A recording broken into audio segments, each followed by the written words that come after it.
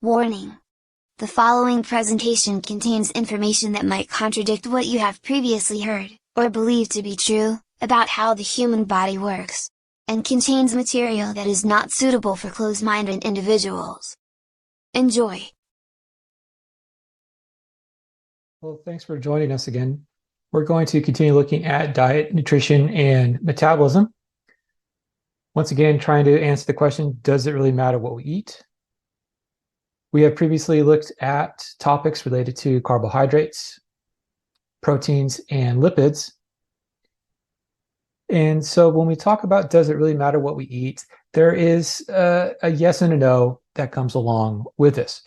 So mostly, does it matter what we eat? No, it doesn't really matter what we eat as long as we're meeting our nutrient demands for the day to keep our metabolism where we need the metabolism to be. But there are other chemicals and other compounds within the foods that we eat that might interfere with some of the metabolism and our ability to maintain homeostasis, our ability to keep optimal performance as we go throughout the day. If we're looking at this idea of chemicals that are going to disrupt our metabolism or disrupt our ability to maintain homeostasis, they're going to fall underneath three distinct classes. The first class is what's referred to as a metabolism disruptor. And so a metabolism disruptor is something that's going to change metabolic signals within the tissues, that's going to change signals between tissues, that's going to lead to what we reference as a non-communicable disease. Those are health issues that we do not transfer to other people within our lives that will impact our own body and our own ability to maintain homeostasis. And when we look at these metabolic disruptors and these non-communicable diseases, what we're really looking at is we're looking at changes in inflammation and changes in tissue functions as relates to distinct hormones. And the principal hormones that we talk about when it looks at the metabolic disruptors and non-communicable diseases are hormones like insulin, leptin, growth hormone, testosterone, and androgens.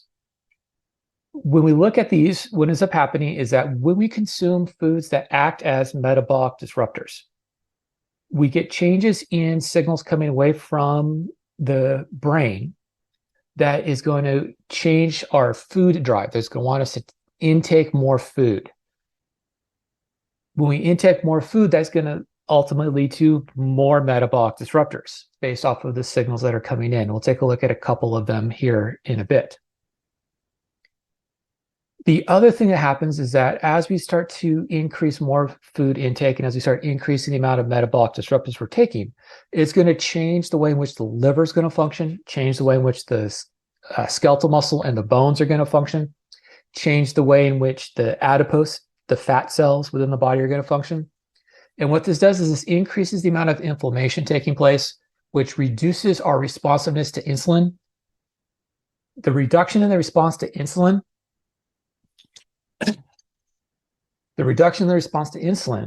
causes a change in the amount of sugars in circulation within the bloodstream, which causes a change in way in which the tissues are going to function, triggering even more inflammation.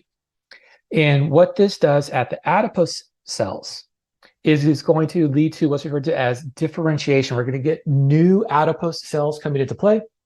And those new adipose cells are going to change growth signals within adipose tissue and change the metabolism of lipids coming away from those adipose tissues. And this leads to what we refer to as hyperadiposity, having too much body fat, as well as dyslipidemia, that is irregular or unusual fat circulations or cholesterol circulations. It's also going to change the way in which the pancreas is going to function based off of its ability to regulate sugar levels by changing the way in which insulin and glucagon are going to go into circulation, as well as a secondary hormone known as GLP. Those hormones are going to lead to a decreased ability for the tissues to take glucose in, particularly skeletal muscle, adipose, as well as the liver, which is going to lead to what we refer to as a hyperglycemia, high blood sugar, that is going to come along with hyperinsulinemia, too much insulin. The high blood sugar and the high insulin levels is what's going to cause the pancreas to wear itself out. And when it wears itself out over too long a period of time, it will lead to what we usually reference as type 2 diabetes. Within the skeletal muscle and within the bones, when we have these metabolic disruptors taking place, what ends up happening is we get irregular or unusual growth signals, which doesn't allow for bones to be maintained correctly and for skeletal muscles to grow in response to being stressed, in response to exercise. Now, we also will see changes from metabolic disruptors within the cardiovascular system, which can lead to what's referred to as an increased peripheral resistance or high blood pressure, as well as a reduction in or reduced ability for the heart to move blood around, what's typically referred to as a reduced cardiac function or reduced cardiac output. All of those factors combine on themselves to lead to what's referred to as overfatness and or metabolic syndromes. When we look at overfatness and metabolic syndromes, we're not looking at somebody being obese. We're looking at this accumulative effect of high inflammation due to changes in metabolic functions that can come about from a metabolic disruptor. And so that's one way in which food intake can influence negatively our overall metabolic functions and our ability to have optimal performance or ability to have health. Another way of looking at this metabolic disruptor is looking at what's referred to as an endocrine disruptor. So an endocrine disruptor, unlike a metabolic disruptor, is going to change the way in which hormones themselves are acting, not the way in which metabolism itself is functioning. And so what the endocrine disruptors are going to do is it's going to alter how a specific hormone or a class of hormones will function. And we'll take a look at a couple of disruptors in a second here. And so how will an endocrine disruptor function? An endocrine disruptor can function by acting as an agonist, meaning that it's going to sit onto the cell's receptors, the receptor for the hormone at the cells, and it's going to cause a response as if the cell is being exposed to that endocrine itself. Or it can act as an antagonist. That means it's going to block a hormone's action at a cell by sitting in the hormone's receptor and not allowing that hormone to do what it's supposed to do. Or it can cause a change in the response at the cells by causing increased expression of the receptor that we should see for the hormone, or for other factors that come about from the hormone action itself at the tissues, such as increasing what's referred to as signal transduction. That is increasing the response the cells have to the hormone signals that it's getting normally. It can also lead to changes in genetic expression through what's referred to as an epigenetic alteration. That is where it binds down the DNA within the chromosomes and doesn't allow for specific genes to be active, or it will take an inactive gene and turn it into an active gene.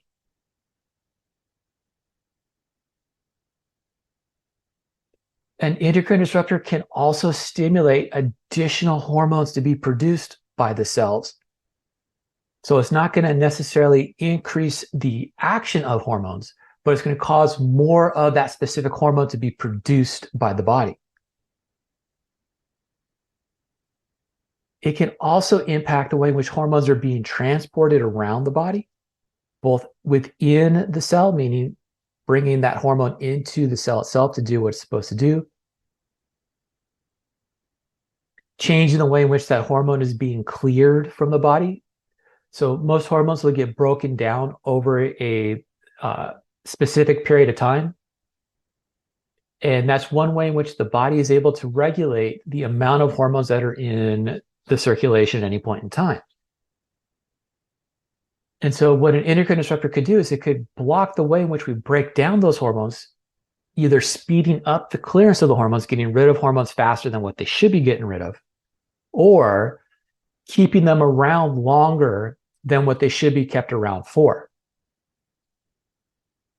It could also cause changes in the way in which the hormone itself is transported through the bloodstream by either increasing the binding proteins that are used to transport the hormones around, or reducing the amount of binding proteins that are available to transport the hormones around, thereby keeping hormones in specific areas or speeding up the transport of hormones through the body. Or it could cause a change in what's referred to as the fate of the cells that the hormones are being interacting with, where it could cause changes in the differentiation of cells. It could cause cells that should be one type of cell to change to a different type of cell within that cell lineage. So all cells in the body will have the chance to become a cell within a line of cells. And based off of the hormones that are being expressed, that cell will differentiate within that line of cells to be a specific thing. So we hear this adage about like, oh, I'm going to exercise to turn my fat into muscle. Well, we can't do that. We can't turn fat into muscle because fat and muscle are two different types of cells. But what we can do is we can have changes in hormone expression that can cause changes in the type of skeletal muscle cell that we're going to cause growth in based off of some endocrine disrupting that takes place. Or we can cause cells to undergo their normal end of life signals, which we call scientifically apoptosis, where cells that should be getting signals that say, stay around, stay around, stay around, instead get a signal that says, you're no longer needed, all because of the endocrine disruption that can come about from some of the chemicals that we consume.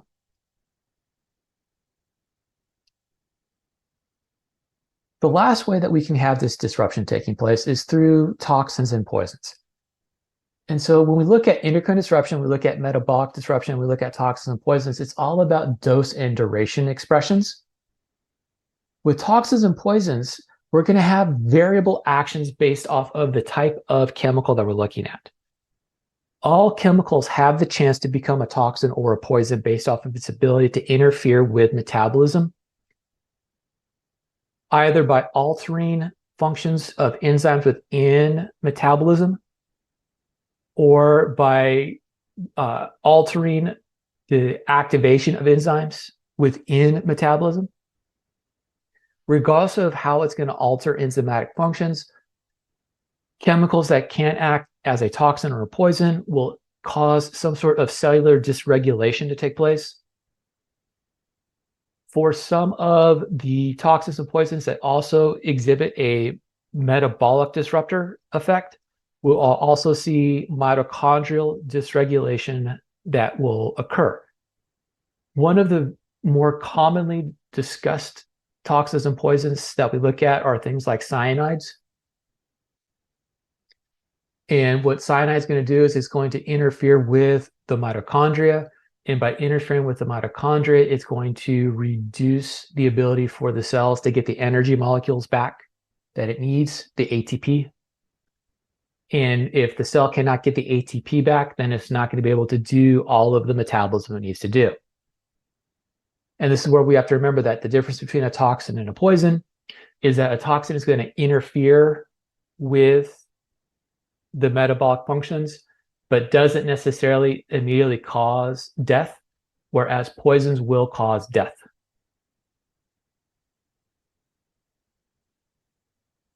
So that's what we're talking about. We're talking about what a chemical is going to have to be in order to somehow disrupt metabolism, disrupt homeostasis.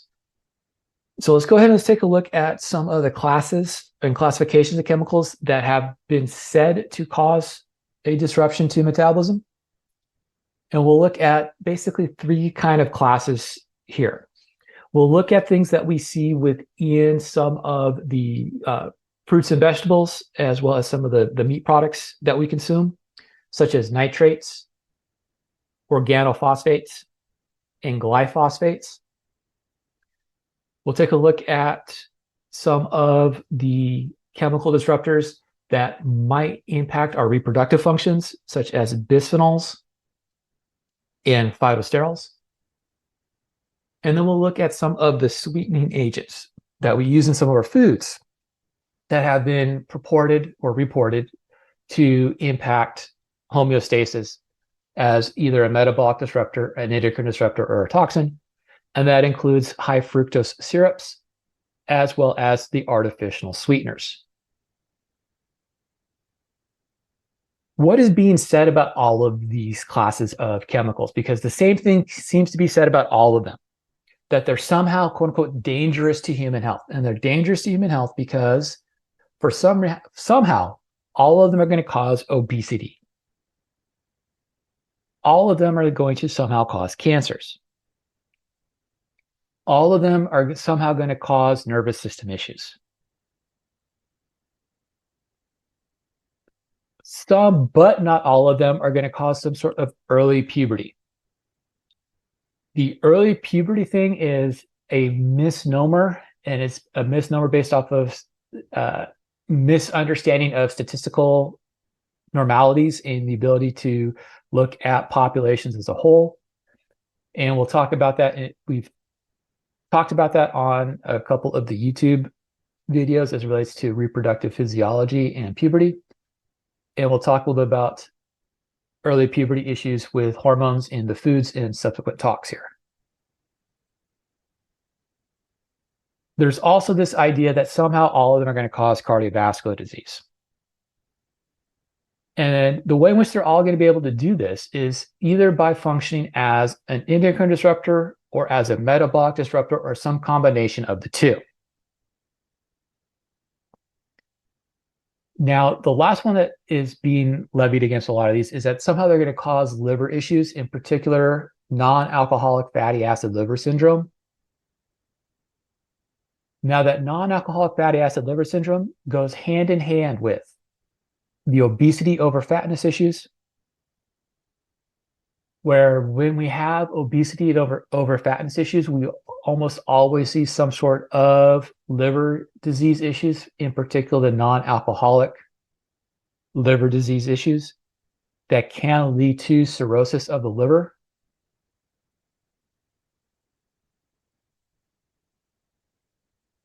So let's start off by talking about some of these, and the first one we'll talk about are nitrates.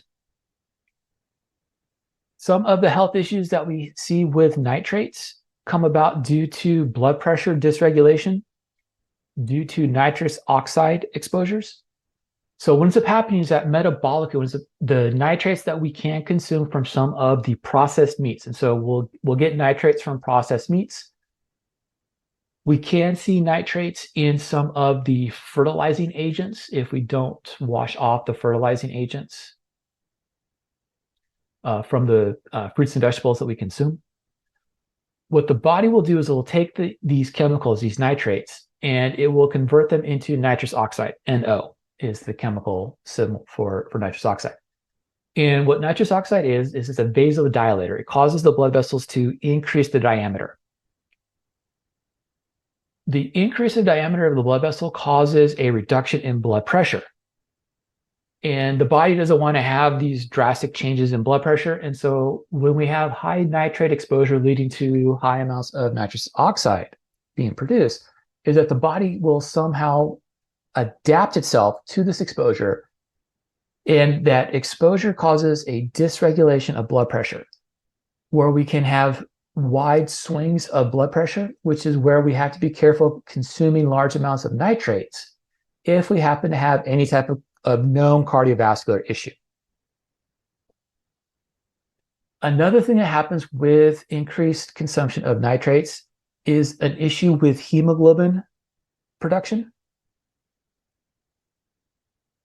where we get an anemic issue due to methylhemoglobin. So the ends up happening is the hemoglobin will be methylated, and that methylation within the hemoglobin will lead to an anemic issue. that can take place where we don't get the correct type of hemoglobin forming. And because we don't have the correct type of hemoglobin forming, we don't get the correct amount of oxygen carrying and transportation through the body, which leads to anemia and anemic issues. We will also see a reduction, or can see a reduction, in the amount of our RBCs, our red blood cells, our erythrocytes scientifically, due to the incorrect amount and types of hemoglobin being formed. Now, this is where we see issues with nitrate consumption in cancers, in particular colorectal cancers, with nitrous amines being formed when nitrites are cooked at very high temperatures for long periods of time. Where when the nitrates are cooked for long periods of time at high temperature, they form a secondary compound known as a nitrous amine, and the nitrous amine has been shown to have a carcinogenic effect.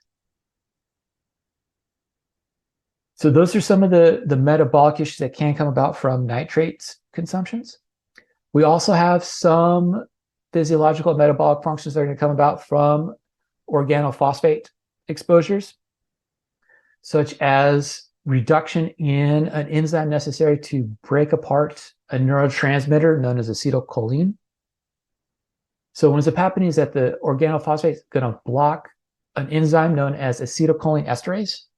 And what acetylcholine esterase does is it breaks apart acetylcholine, and we need acetylcholine in order to regulate both skeletal muscle functions as well as cardiac muscle function, as well as our autonomic nervous system, in particular, the relaxation side of the autonomic nervous system. The organophosphates have been shown to increase ROS accumulation and oxidative stress, oxidative damage in the bodies. It does this predominantly by causing metabolic dysregulation through changing mitochondrial functions. In adipose tissue, in some of the tissues of the body, it's going to block an enzymatic pathway known as a PPAR. By blocking the PPAR, what it does is it causes a change in the utilization of lipids for metabolic functions, which is where some of the evidence has reported where we can see organophosphates leading to increase in fatness and increase in adipose tissues. Glyphosates, we see physiologically active ROS accumulation and oxidative stress. We do see some issues with microbes within the intestines having alterations in their metabolism. And there is a correlative linkage between the microbes in our intestines and our overall immune functions and overall level of inflammation, where when we alter the microbe functions within the intestines, we see a change in inflammation and metabolic process within the body, where this alteration in microbe activity due to exposure to the glyphosates leads to the alterations and signals coming away from the microbes that cause some bit of metabolic dysregulation due to increased inflammation triggered by those microbes in the intestines. There is some evidence to support glyphosates interfering with amino acid productions, tyrosine and tryptophan, and their subsequent neurotransmitters that come from tyrosine and from tryptophan.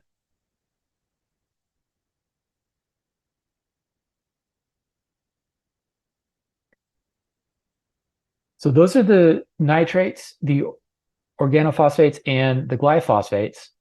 Those are the things we're going to see predominantly within our processed foods as well as within fruits and vegetables, because we'll use the organophosphates and the glyphosates in growing fruits and vegetables. And we'll use nitrates. We can use nitrates as fertilizer. but we predominantly use the nitrates as a preservative agent within processed meats or cured meats. The other foods or the other chemicals that we can consume within our foods that might impact some of the endocrine functions we'll look at here are things that will mimic estrogen or impact androgen functions. And this is our bisphenols. And the most recognized bisphenol that if you look at are what's referred to as bisphenol A or BPA, if you read any of the labels on any of the packaged products, or if you happen to have any of the plastic water bottles. Bisphenol is a petroleum-based chemical that is used or was used to line some of the aluminum and tin cans that held foods within it and liquids within it. It was also contained within a lot of the plastics that we would use for carrying liquids around. When those containers are heated, bisphenol A can come away from the plastics and can contaminate, and you put quotes around that, the foods and the liquids within the product. And what has been shown is that bisphenols tend to trigger inflammation responses. They can block androgen signals, and they can act as what's referred as an estrogen mimic. That means that the chemical nature of the bisphenols look very similar to the steroids. And in particular, steroids along the estrogen lineage of steroids. Coming from plants, we also will consume distinct types of steroids. In this case here, we refer to them as phytosterols. And phytosterols have a kind of a positive and a negative side to them. There is a positive side to them in that a lot of the phytosterols are going to reduce oxidative stress. They're going to reduce ROS accumulation. And they reduce oxidative stress and ROS accumulation by triggering estrogen activated pathways that will increase the amount of antioxidants being produced and limit the amount of ROS production, reactive oxidative species. There is some evidence, however, not a lot of evidence, to indicate there's a possible lipolytic effect of phytosterols, an ability to break down lipids, fats that are being stored. However, I'll get to this when we talk about the caveats to some of these things. It's very difficult to say that it's specifically due to the phytosterol. Because phytosterols are estrogen mimics, they actually have very similar chemical structure to our naturally occurring estrogen. They will block androgen effect if consumed in very high dosage. They have an impact on bone cells, osteocytes, as it relates to both building as well as breaking down of bone. And so we are naturally building and breaking down bone on a daily basis and what's referred to as bone turnover. And what the phytosterols can do is that they can impact the rate at which bone turnover is occurring and how robust, how big those bones are when they are stressed and need to grow during those bone turnover phases.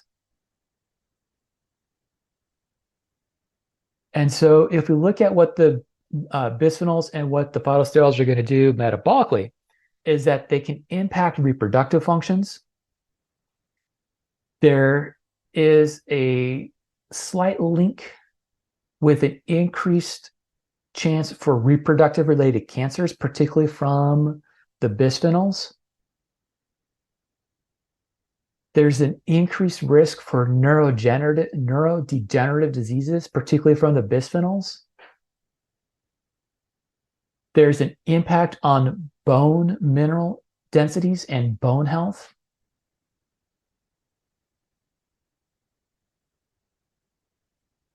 from the phytosterols, there seems to be a possible reduction in atherosclerosis and a slight, quote unquote, protective effect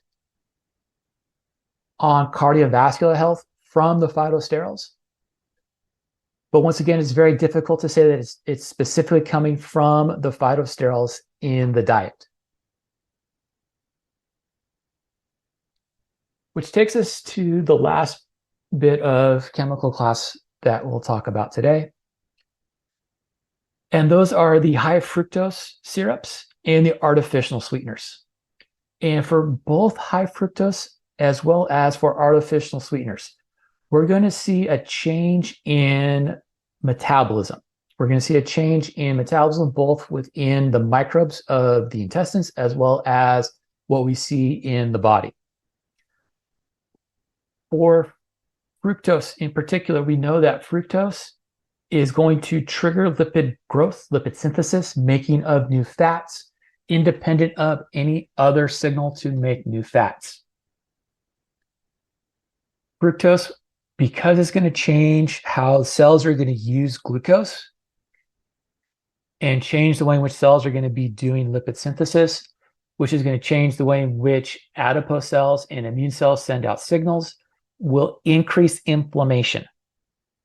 That inflammation in the liver, in hepatocytes, is what's going to trigger non-alcoholic fatty acid syndrome coming from the high fructose syrups, whether it's high fructose corn syrup or other forms of high fructose foods.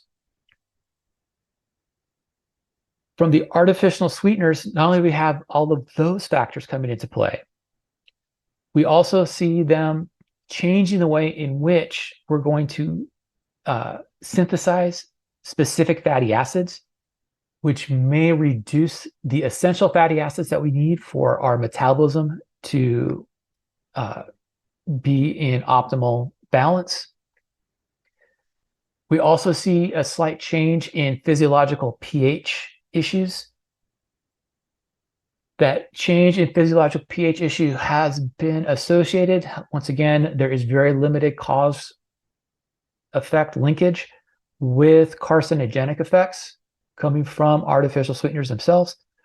There is recently been reported some evidence that there is a genetic regulation that gets altered with exposure to artificial sweeteners that can increase carcinogenic issues by causing methylation, demethylation of proteins within chromosomes, turning on and turning off enzymes that are associated with the cancer genes, what we refer to as the oncogenes, with both high fructose as well as from artificial sweeteners, more coming from artificial sweeteners than from the high fructose. What is interesting as it relates to food intake and hormone response to food intake is that both high fructose exposure as well as artificial sweetener exposure leads to an alteration of taste sensation from the taste buds within the mouth, as well as from secondary taste buds that occur within the intestines, as well as within some of the blood vessels going away from the intestines and heading to the liver. The change in function from the sense of taste is going to alter how much hormone is being produced, in particular our insulin and our GLP, as well as other hormones that are related to our feeling of fullness that gets associated with the artificial sweeteners in particular. This is one of the hypotheses that we have that relates to how artificial sweeteners do not directly link with reduction in body mass for those people who consume large amounts of artificial sweeteners.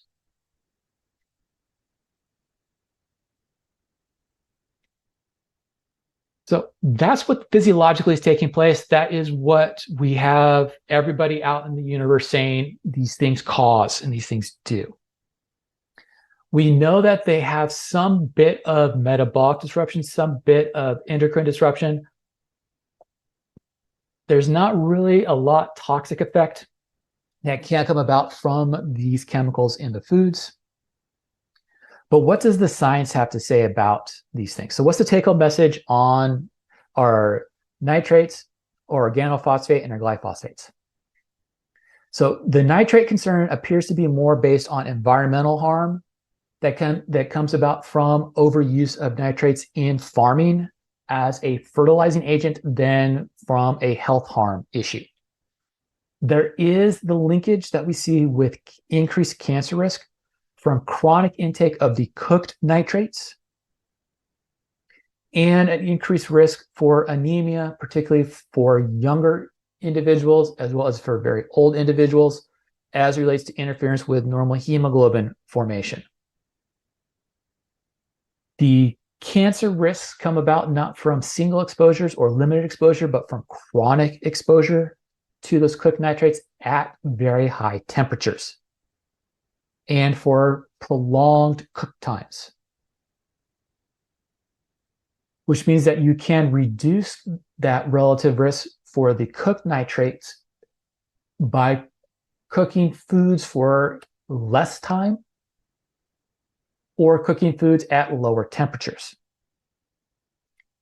For the organophosphates, we do tend to see both a metabolic as well as an endocrine disrupting effect coming about from the organophosphates.